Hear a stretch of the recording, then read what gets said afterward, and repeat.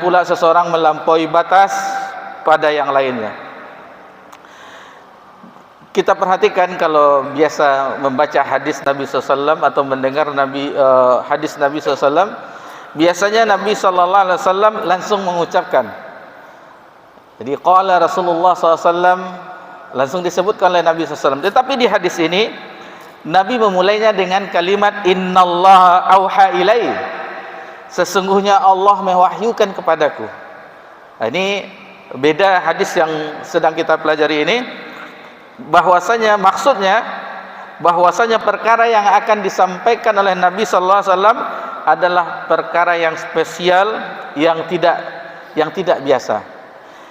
Apa yang disebutkan di dalam hadis ini yaitu perkara tentang tawadu. Tawadu merupakan sebuah akhlak yang mulia. Kita motivasi untuk berakhlak mulia, dan tawadu itu dari akhlak yang mulia. Jadi di hadis ini intinya bahwasanya kita di dalam hadis ini memberikan motivasi agar tawadu, rendah hati, rendah diri, tidak sombong, tidak merasa tinggi, tidak merasa memiliki kelebihan dengan yang lainnya. Tawadu merupakan ciri orang-orang soleh, ciri dari ibadur rahman, sebagaimana Allah Subhanahu wa taala sebutkan di dalam surah Al-Furqan ayat 63. Allah Subhanahu wa taala berfirman, a'udzu billahi minasyaitonir rajim, wa ibadur rahmanil ladzina yamshuna 'alal ardi hauna. Dan hamba-hamba Rabb yang Maha Penyayang, mereka adalah orang-orang yang berjalan di atas bumi, yamshu 'alal ard hauna, dengan rendah hati. Karena kesombongan itu bisa nampak dari perbicaraan seorang, perkataan seseorang, cara berbicaranya, atau tingkah lakunya, sikapnya, dan cara berjalannya. Kita perhatikan terkadang orang, ini sombong kali kayak jalannya. Kadang orang berbicara, omongannya meninggi gitu. Ada orang bersikap kadang, ini OKB, orang kaya baru. Ini biasanya nampak dari perbedaan tutur katanya, sikapnya, dan gaya berjalannya. Dan Allah Subhanahu wa taala juga mengabadikan nasihat dari Luqman, hamba Allah yang soleh, terhadap anaknya di dalam surah Luqman ayat 18. Wala tusa'ir khaddaka linnas, dan janganlah kamu memalingkan mukamu terhadap manusia. Wala tamsi fil ardi maraha, dan janganlah kamu berjalan di muka bumi ini dengan keadaan angkuh. Innallaha la yuhibbu kulla mukhtalin fakhur, sesungguhnya Allah tidak menyukai, tidak mencintai orang-orang yang sombong lagi membanggakan diri. Jadi Allah Subhanahu wa taala membenci sifat kesombongan yang ada pada manusia. Karena apa? Karena yang layak atas sifat tersebut adalah Allah Subhanahu wa taala, Allah Azza wa Jalla.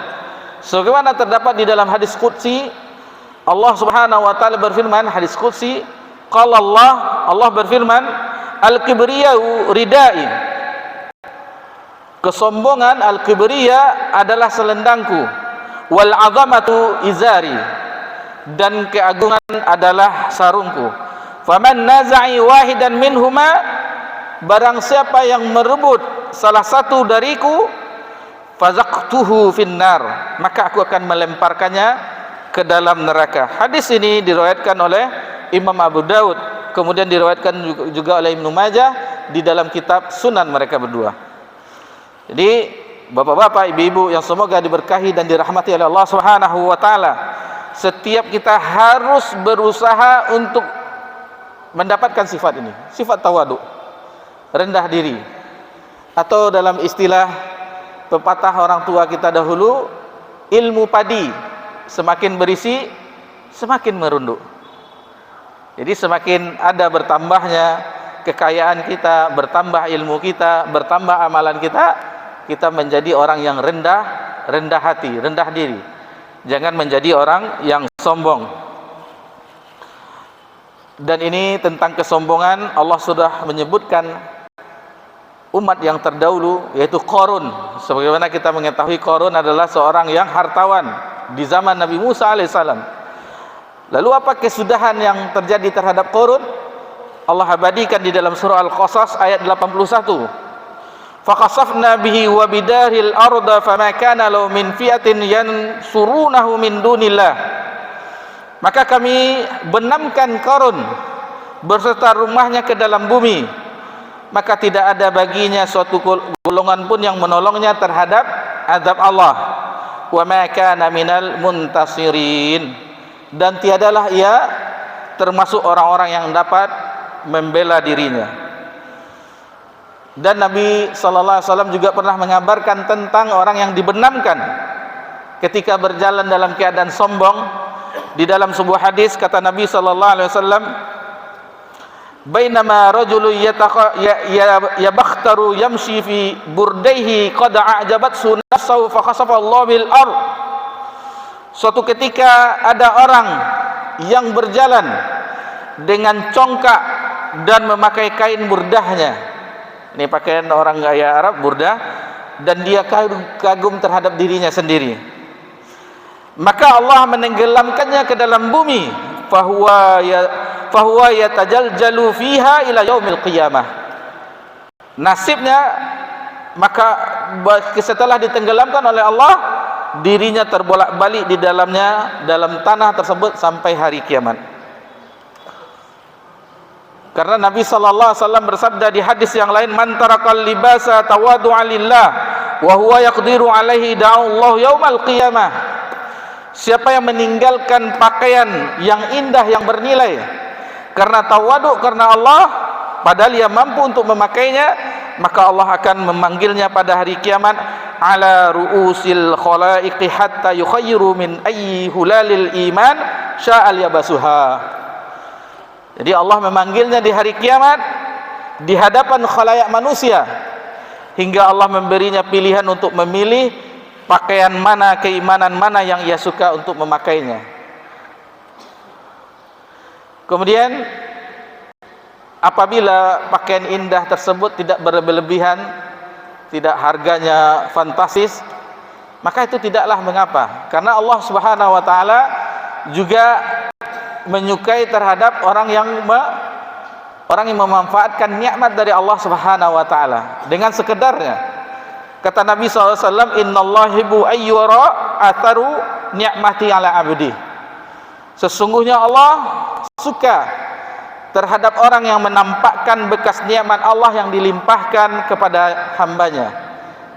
Jadi ketika kita memiliki sesuatu, kita nisbahkan kepada Allah, ini adalah rezeki dari Allah, ini adalah titipan dari Allah.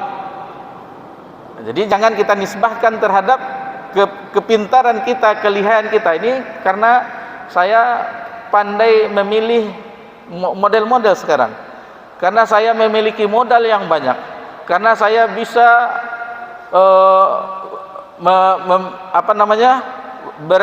berkolerasi dengan langganan dan seterusnya. Nah, jadi dinisbahkan kepada Allah Subhanahu wa taala.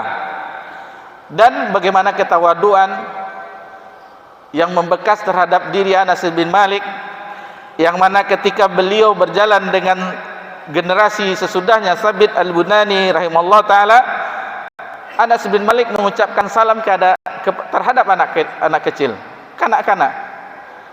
Lalu beliau mengucapkan sabda Nabi, kanan Nabi sallallahu alaihi wasallam yaf'aluh. Begitulah yang dilakukan oleh Nabi sallallahu alaihi wasallam di masa dahulu. Jadi Nabi sallallahu alaihi wasallam adalah di antara sosok yang mulia, yang tawaduk. Meskipun derajat beliau seorang nabi dan rasul, beliau sallallahu alaihi wasallam orang yang tawaduk. Di riwayat yang lain disebutkan bahwasanya Nabi pernah menegur adiknya Anas bin Malik. Kata Nabi sallallahu alaihi wasallam, ya Aba Umair, ma fa'ala Nughair. Wahai Aba Umair, apa yang dilakukan oleh An-Nughair?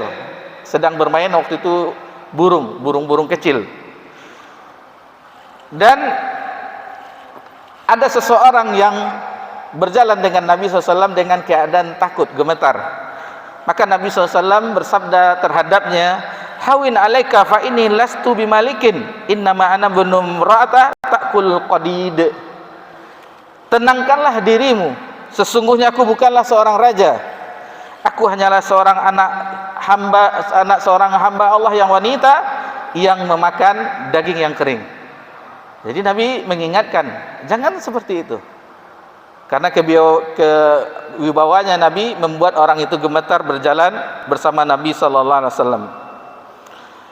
Dan kita tambahkan di akhir pembahasan ini, ada di dalam kitab Hilyatul Thalabil Ilmi, tentang di antara adab orang yang mempelajari agama Allah Subhanahu wa taala, Syekh Abu Bakar Zaid menyebutkan bahwasanya seseorang yang belajar agama itu biasanya menempuh 3 fase. Yang pertama, ketika dia mulai belajar agama, dia akan sombong. Ibarat pendekar yang baru turun gunung, semua mau didebatnya, semua mau disalah-salahkannya. Pendekar baru turun gunung yang ingin melihatkan jurus-jurusnya. Kemudian dengan berjalannya waktu, dia terus belajar, maka dia akan tawadu, akan rendah diri, akan rendah hati. Sebagaimana kita sebutkan, kata orang tua kita dahulu, sudah berisi. Ilmu padi semakin berisi semakin menunduk. Dan yang ketiga, akhirnya dia mengetahui bahwa sadar akan dirinya dialah hanya seorang hamba. Yang maha mengetahui adalah Allah Azza wa Jalla. Itu makanya di dalam ayat Allah berfirman apa? Wa ma utitu minal ilmi illa katsira atau qalila. Illa qalila. Jadi Allah memberikan kita ilmu itu hanya sedikit. Dan ilmu Allah yang maha luas, yang sangat luas. Jadi kalau itu sudah kita sadari, maka mudah-mudahan Allah Subhanahu wa taala memberikan kita sifat ketawaduan, salah satu di antara akhlak yang mulia yang harus menghiasi diri kita. Demikian yang bisa kita pelajari di kesempatan yang berbahagia ini. Mudah-mudahan apa yang kita pelajari itu kita usahakan sehingga sifat yang baik itu bisa menghiasi diri kita. Wa sallallahu alaihi wasallam wa baraka an'am ala nabiyyina Muhammad sallallahu alaihi wasallam wa ala alihi washabbihi ajmain walhamdulillahi rabbil alamin. Wassalamualaikum warahmatullahi wabarakatuh.